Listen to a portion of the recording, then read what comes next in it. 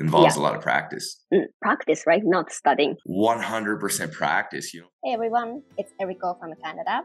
カナダ在住のエリコです。英語が喋れるようになりたいと思っている皆さん、最近どんなことをされていますか？英語学習者の中には、英語を勉強し始めてからぐんぐん伸びていく人と、長年レッスンを続けているけれど、なかなか伸び悩ずに悩んでいる方がいると思います。せっかくやるのであれば、どんどん喋れるようになりたいですよね。じゃあ、この差って何なんでしょうか？英語学習を始めてからあっという間に喋れるようになる人と、なかなか伸び悩ずに悩んでしまう人。この差についてですね、ベテランネイティブ講師のPat先生にインタビューをしてみました。毎日何人もの生徒さんに英語を教えているベテラン講師であれば、どちらの生徒さんも見てきています。このインタビューをして分かったことは、伸びる人には必ず共通してやっていることがあるということでした。これまでにいろんなやり方を試してきたけれど、なかなか英語が喋れるようにならずに悩んでいる方、もしくは英語が喋れるようになりたいと思って取り組もうって思っている方、そんな方は今回の情報を見逃すことによって遠回りをしてしまうことになってしまうので、最後までしっかりと見ていてください。もうこれ以上英語が喋れないということで悩まないためにも、この動画でポイントを確認して行動に移していってみてください。この差を行動して理解していけば、ペラペラになる人と同じ線路に乗って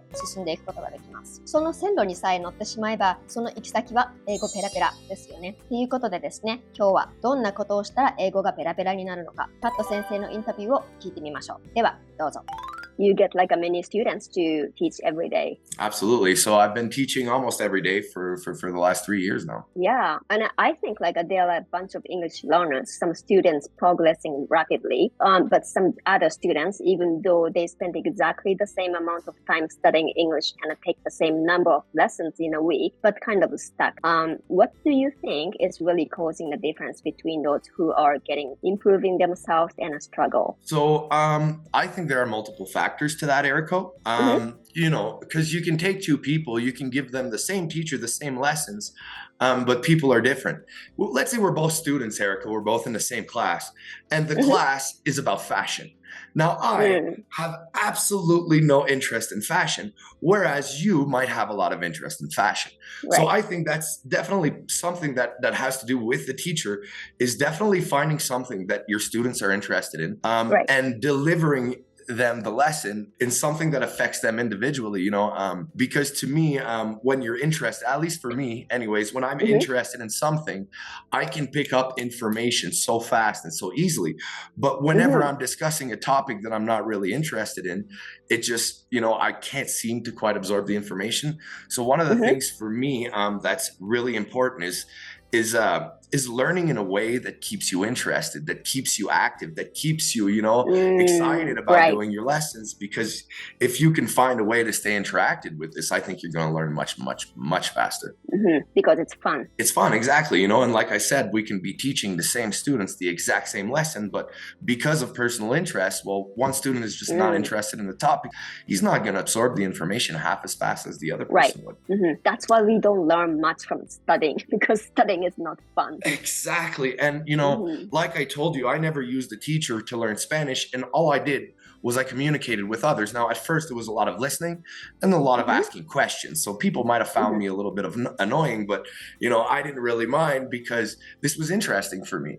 And as long as I kept my interest levels up, I just kept going, Right. And you let it out, right? Absolutely. So it took me about 6 months to a year to start speaking because I was very, very shy. And like I said, I had no knowledge of the language. And when I did start speaking, I made so many mistakes, Erico, and that to me is fine. One, I'm an English teacher, so I see my students making mistakes all the time, but that's the only way you're ever going to learn is if you put yourself out there, you make those mistakes and you have somebody to tell you, hey, Patrick, that's not how we say this word. And to me, I found that, extremely awesome that people were always there to help me. So, another big thing is to not be shy. Even though you're going to make mistakes, that's okay. That's fine. That's all part of learning. So I think that's another big thing is self-confidence. If you're very self-confident in yourself, even if you're not self-confident, just tell yourself, I got this. This is no problem. And nobody's going to laugh at you for trying. And even if they do, don't worry about them. You're trying to better yourself. And it's all part of learning. Beautiful. You mentioned something like you were shy about it at the beginning. At the beginning, I was a little bit. Well, to be honest, my French and my English are both at a native level. So to me, I pride myself in that very much, that, my English skills are just as good as my French skills. And for me, that was kind of a blocker, was starting over, because I like to think as myself as an intelligent person, and people might not perceive you as so intelligent when you're making mistakes in a language.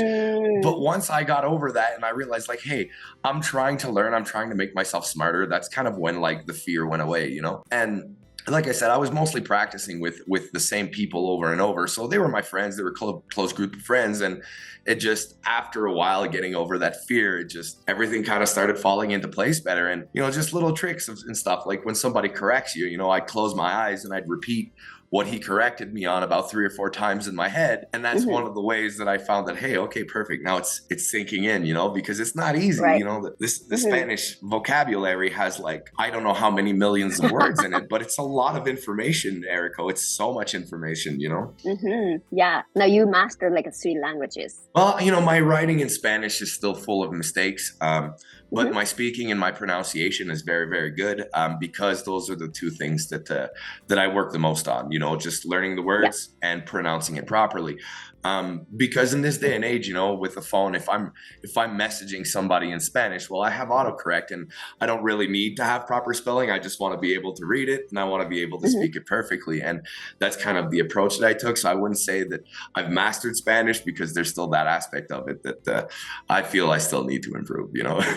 Oh, yeah. How about like, what would you say, like if you give some words to the students who are learning English, and what would you say to encourage them? To encourage them, okay, for example, you know, consistency, find something you love doing in Japanese and do it with an English mentality. You know, for example, you go to the store to buy groceries, well, shut the Japanese off.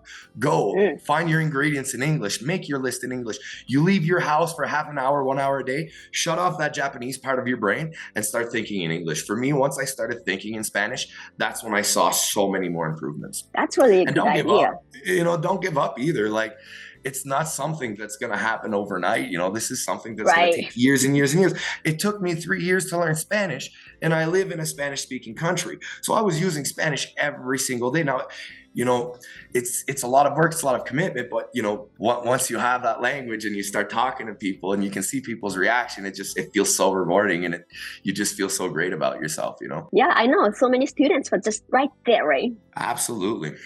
And sometimes, you know, with the proper guidance and consistent lessons, like a consistent teacher that can actually see your improvement and, you know, work on something with you until that is completed. And then, okay, now that we have this down, we can start a new project, we can start a new part. And, you know, if I had to go back and redo Spanish, there's definitely a few things that I would have done differently. For one, getting a teacher in the first 6 months of it, to me, would have helped me so much, because I never would have created the bad habits that I created for myself while learning by myself. Now, if I would have used a teacher from the beginning, I could have simplified the process, Erico, so much. It would have been so much easier for me, you know? Yeah, we all are learning. I remember giving my first lesson, Erico, and I was very, very nervous about it, you know, very, very nervous. Probably more nervous than a new student, you know, because I really didn't want to make a mistake. And, you know, I take a lot of pride in my work. So it's just, I really wanted everything to be perfect. And you don't know if you're good at this yet, because it's the first time you're doing it, you know? Yeah, that's kind of surprising to hear. You know, you are a native teacher, but you are worried about making mistakes. Of course, because, absolutely. You know, English is second language to me. So to me, like, I didn't want to make any mistakes to the students. But like, that's kind of surprise to me that even you felt the same way. Well, you know, languages are so intimidating, Erico. There's so many things that you need to learn and to put into perspective whenever you're teaching. And, you know, this was a completely new career for me, completely out of my comfort zone, something that I've never really done.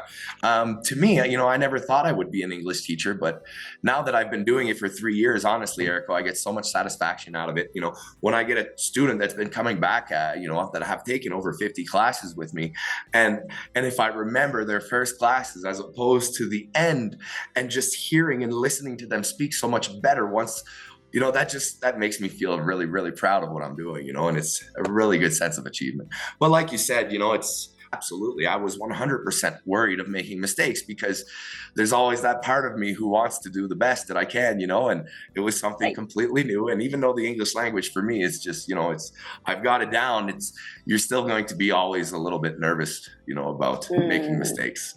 And I still Yeah. make mistakes. I'm not perfect. I'm gonna make mistakes, but that's all part of it. And when I do make mistakes, I look at them and I make sure I don't make them again. It's いかがでしたでしょうか。このインタビューの話をまとめると、やっぱり言語をマスターするために必要なのは勉強じゃなくて練習だっていうこともパット先生も繰り返し言っていました。involves a lot of practice. Practice, right? Not studying. 100% practice. パット先生が言っていた今日から今すぐにできること。例えば買い物に行くときには英語でショッピングリストをつけて英語で買い物をしてみる。実際日本で生活しているとですね、周りはみんな日本語を喋っていて商品の表示も全部日本語です。でもですね、自分が持っているショッピングリスト、これが英語だと頭の中で英語を考えて、例えばリンゴを買いに行くとします。でもですね、頭の中でリンゴを探すのではなくてアポとお店で探すと、こうして英語を実際に使ってみる。この行動をすることで英語を勉強するのではなくて英語を練習することができます。で、どうしてこれが必要かっていうとですね、やっぱり言語を学ぶためには勉強して学習するのではなくて、実際に自分の生活の中で使って学んでいく必要があるからです。実際に生活の中で使うことはですね、たとえ英語でも日本語でも自然と身についていきます。なのでですね、買い物に行くたびに英語でショッピングリストを作って買い物に行く。これをするだけでも毎日の生活の中で英語を使う。で、そこで使った英語は忘れなくなります。忘れなくなるってことは、その買い物で使う英語はですね、暗記しなくても覚えることができるってことになります。最高ですよね。これを続けていくと英語が自然と口から出てくるようになります。今日それをしたから明日から英語がペラペラになるというわけではありませんが、パット先生も言っていたように継続することが大事です。大きなポイントを取り上げると、まずは勉強ではなくて練習をするっていうこと。もう一つは継続。この2つの大きなポイントを忘れずにやってみてください。ここからが大事なところですが、やっぱりですね、英語を学習していても膨大な努力を費やしているのになかなか英語が喋れるようにならずに悩んでいる人がいるのも事実です。私も英語を教えていた時にはそのような生徒さんに多く出会いました。英会話のレッスンを受けている人はですね、すでに行動はあります。レッスンを受ける、レッスンを予約する、そこのレッスンで英語を喋る、この行動はできてるんです。でもですね、何が欠けているかっていうと計画です。なんでかっていうと、英会話のレッスンでは喋るっていう行動はできます。でもですね、計画がないんですよ。英会話の先生は英語は教えてくれるけど、計画まではしてくれないですよね。この計画は自分でする必要があります。で、自分で計画的にですね、今自分がいる地点を把握して、自分が目指すものは何なのか、これをしっかり把握してですね、しっかり計画できる人は確実に伸びていくと思います。でもですね、これがなかなか難しいところなのが事実です。私が英語を教えていた時にも、なかなか英語が喋れるようにならずに悩んでいた生徒さんをサポートするのにですね、この計画の部分をサポートすることができなかったので、今回こうして英語コーチングっていうサービスを作ることによって、話を聞いてどうして悩んでいるのか突き止めて、必要なことを確実にこなしていける計画作りが実現しました。私が配信している LINE では、どうやって計画を立てて英語が喋れるようになるのかっていうロードマップも配信しています。この動画の概要欄にあるリンクから LINE を追加してみてください。LINE 登録すると LINE 限定の教材も受け取ることができます。プレゼントの内容はネイティブとの会話に必要なフレーズ集、これなしには聞き取れないリンギングサウンド、リスニング集、それとですね、誰にでも簡単にできるシャドーイングの教材ですね。これは延長で特別に配信しています。こちらをプレゼントしています。興味のある方は動画の概要欄からぜひ手に入れてみてください。今日はパット先生のインタビューを通して英語が喋れるようになる人の特徴についてお話ししました。このチャンネルではいつまで経っても英語が喋れるようにならないという悩みを解決するための対策をお伝えしています。ネイティブの英語が理解できるようになりたいっていう人や、英語が口から出てくるようになりたいっていう人、そんな方はぜひチャンネル登録をしてみてください。いいねボタンも押していただけると励みになります。それでは次の動画でお会いしましょう。Bye for now! バイバイ。